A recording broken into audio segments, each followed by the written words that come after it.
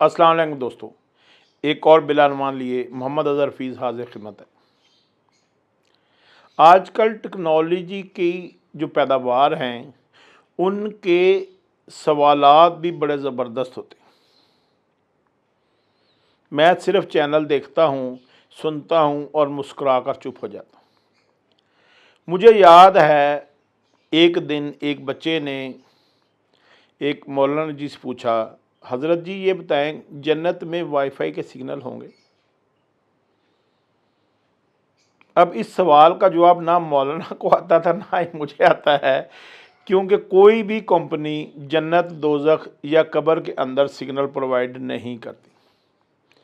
फिर एक दिन हमारी एक एंकर पूछ रही थी एक दीनदार आदमी साहब से कि ये बताएं कि जो टम्मी टक होता है, आप मोटे हो जाते हैं और आप अपना टम्मी कट करवा देते हैं, क्या इस्लाम में इसकी इजाज़त है?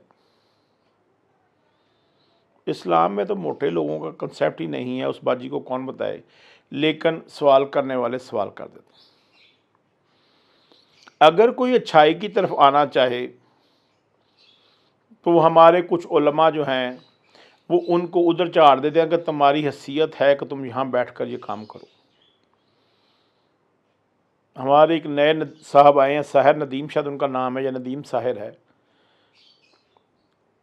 वो एक दिन रीमा साहब से मत्था लड़ा रहे थे कि आप समझती हैं कि आप ये प्रोग्राम कर सकें।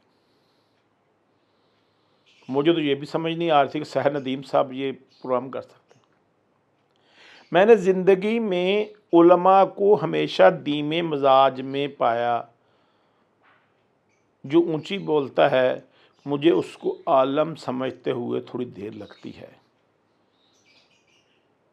वो अरशाद भट्टी साहब हों, वो हसन नसार साहब हों, वो साहिर नदीम साहब हों, जितने भी लोग मसाइल बयान करते हुए चीखना शुरू कर देते हैं, मैं उनसे माज़रत चाहता हूँ। मेरे नबी का ये दीन नहीं था। मैं अक्सर कब्रिस्तान जाता हूँ तो मुझे नहीं समझ आती किसको पढ़ाने के लिए कब्र पे तख्ती लगी होती है कि ये फील्ड मार्शल थे, ये सितारा जुर्रत इनको मिला था।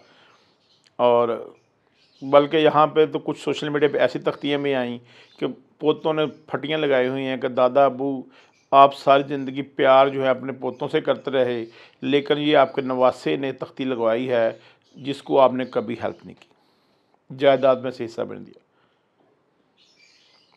मैं जब कब्रिस्तान जाता हूँ तो बहुत सारे उलमा ऐसे हैं औलाद में से जिन्होंने क्या किया हुआ, एक सोलर पैनल और एक लाइट जो है वो अपने माँ बाप की कब्र पे लगाई हुई है कि रात को यहाँ पे लाइट ऑन हो जाए। सुभान अल्लाह। बजाय इसके कि कुछ ऐसे काम किए जाएं कि उनकी कब्र के अंदर रोशनी हो, वो बाहर से ही रोशनी का इंतज़ाम कर देते हैं। मुमकिन है कि उन्होंने कोई वाईफाई वाली लाइट अंदर भी लगाई हुई। फिर संगे मरमर की वो तख्त जो मैंने शीश महल में लाहौर किले के अंदर देखे या जाहिद बग्गा के शीश महल में बाराको में देखे, मैंने वो वाले वाइट संगे मरमर के तख्त जो हैं, जो बेंच हैं, वो भी मैंने मुख्तलिफ़ कब्रों के साथ देखे।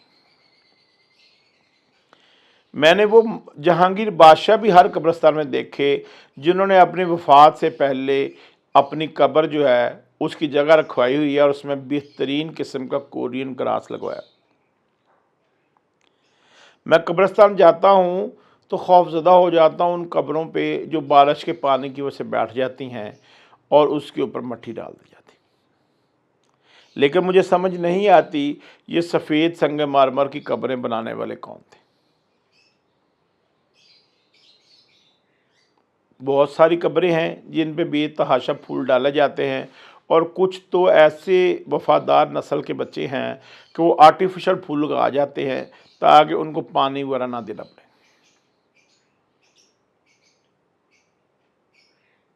मेरा ख्याल है कब्रिस्तान को शहर खामोशा ही रहने दिया जाए, उनको वहाँ पे सुकून करने दिया जाए।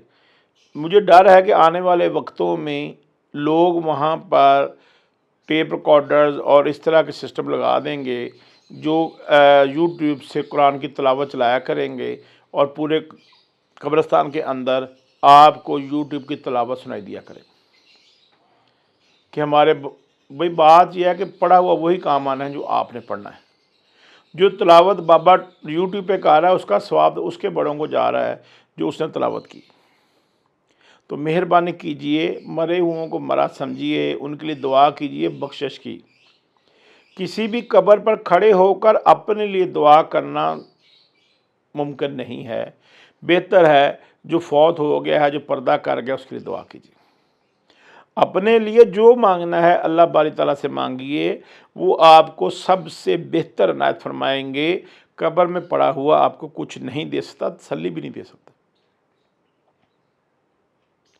लेकिन यहाँ पर बहुत सारे लोग हैं नौज़ुबिल्लाह जिनकी मुरादें पूरी होती। वो तो हिंदुओं की जब भगवान से मांगते तो उनकी भी मुरादें पूरी होती होंगी, लेकिन अल्लाह को मानना और उसी से गुंजाइश की दुआ करना, उसी से आसानी की दुआ करना सबसे बेहतर तरीका है। देखें, टेक्नोलॉजी को कब्रिस्तानों का रेफरेंस ना बनाएं। अभी 12 रबीउल गुजरा है, 5 वक़्त की नमाज़ पढ़नी चाहिए, दुरूद शरीफ पढ़ें, नबी सल्लल्लाहु अलैहि वसल्लम के लिए दुआ करें, उनके बताए हुए तरीके पे अमल करें। लेकिन हम लाइटें लगाते हैं, बहुत कुछ करते हैं। मुझे याद है बहुत साल पहले 90s का टाइम था, 12 रबीउल अव्वल था। मुझे डांट पड़ी अम्मी से घर से कि 12 रबीउल अव्वल नमाज़ नहीं तुमने पढ़ी। तो मैं ज़ोहर की नमाज़ पढ़ने के लिए मस्जिद चला गया। अभी तो हमारी मस्जिद बहुत बड़ी हो गई, उस वक्त छोटी सी 40-50 नमाजियों की मस्जिद होती थी। तो मस्जिद को अंदर ताला लगा हुआ था, उसके सीन में जगह थी। तो मेरे जैसे गुनाहगार बंदे को वहाँ पे नमाज़ करानी पड़ी, क्योंकि मौलवी साहब जो है वो जुलूस लेके गए हुए थे और 3-4 लोग जो आए थे, मैंने खड़े होकर जमात कराई और हमने नमाज़ पढ़ी। मेरा ख्याल है कि 12 रबीउल अव्वल हो या कोई भी दिन हो, नमाज को कायम करना ज़्यादा ज़रूरी है बजाय इसके कि दूध की सबीलें लगाई जाएं और नमाज ना कायम की जाए। मैं इंतज़ार करूँगा उन सब दोस्तों का जो 12 रबीउल अव्वल को जुलूस निकालते हैं, 10 मुहर्रम को जुलूस निकालते हैं, और जब मातमी जुलूस होता 10 मुहर्रम को, जब नमाज का वक़्त हो, वहाँ पे सफ़बंदी हो और नमाज अदा की गई हो, ऐसी तस्वीरों का, वीडियोज़ का मैं इंतज़ार करूँ। सब अल्लाह के नेक बंदे थे, मुझे किसी पे कोई इतराज़ नहीं है, और उन्होंने सारी ज़िंदगी सजदे को और नमाज को हदायत की। लेकिन हम नमाज छोड़कर उनके लिए कहीं पे मातम कर रहे हैं और कहीं पे हम जुलूस कर रहे हैं। इस दफ़ा बहुत सारे दोस्तों ने सोशल मीडिया पे पोस्ट किया कि अल्लाह का वास्ता है, नबी करीम सल्लल्लाहु अलैहि वसल्लम के यौम पैदाइश पे जब उनकी तशरीफ़ आवरी का वक़्त था, उस पर अगर केक बनाएं तो उस पर नबी का नाम भी ना लिखें और उस पर नबी करीम सल्लल्लाहु अलैहि वसल्लम का रोज़ा भी ना बनाएं या खाना का बना बनाएं, क्योंकि जब आप उसको काटते हैं तो बहुत सारे मुसलमानों को दिल आज़ारी होती है। शुक्र है लोगों को इसकी तमीज़ आना शुरू। फिर कुछ वीडियोस थी जो सऊदी अरब का आलमी दिन, जो सऊदी अरब का होता है आज़ादी का दिन, वो भी नज़दीक था और 12 रबीउल भी नज़दीक था। कुछ लोग सोशल मीडिया पे वीडियोस शेयर कर रहे थे कि देखें सऊदी अरब में भी 12 रबीउल अव्वल की झंडियाँ लगाई जा रही हैं। तो अगर आपको अरबी पढ़नी नहीं आती तो किसी हिसाब से पढ़वा लें।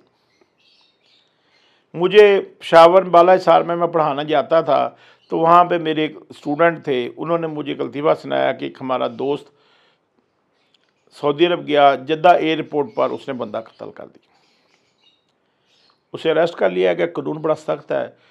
जज साहब ने पूछा कि आपने ये काम क्यों किया? उसने कहा ये बेशर्म आदमी बाथरूम में बैठकर कुरान की तिलावत कर रहा था। उन्होंने कहा नहीं, साथ वाले बंदे ने तो गवाही दी है कि वो गाना गा रहा था अरबी में। उन्होंने कहा हमें तो यही पता है कि अरबी में तिलावत होती है, गानों का हमें पता नहीं था। इन चीज़ों को समझने के लिए उन ज़बानों को समझिए, फिर उस तराजम को देखिए। हमने बहुत सारे तराजम देखे। मैं ये चाहता हूँ कि एक ही बुखारी शरीफ हो, एक ही मुस्लिम सही मुस्लिम हो, सारी एक ही किताबें हो जाएं, उनके 2-2 वर्जन ना हो। وہ تکلیف دہ ہیں، لوگوں کو راستے سے ہٹاتی ہیں۔ اللہ تعالیٰ آپ کو اپنے دین پر قائم رہنے کی ہدایت دیں، میرے سمیت میں خود اس کے لیے آپ سے دعا کا درخواست گزار ہوں کہ آپ میرے لیے دعا کیجیے، اللہ مجھے بھی ہدایت دیں، میری بھی نماز قائم ہو جائے اور آپ لوگوں کی بھی نماز قائم ہو جائے۔ سلامت رہیں اور دین کو غلط طریقے سے استعمال کرنے سے پرہیز کریں۔ کوئی بھی قبر آپ کو فیض نہیں دے سکتی، آپ کو صرف دعا کرنی ہے قبر پہ کھڑے ہو کے جو فوت ہو گیا اس کی بخشش کے لیے کہ اللہ تعالیٰ اس کی بخشش فرمائے، جنت میں اس کے درجات بلند فرمائے۔ باقی دینے والی ذات صرف اور صرف اللہ تعالیٰ کی ہے اور اللہ سے مانگنے کے لیے کسی وسیلے کی ضرورت نہیں۔ السلام علیکم۔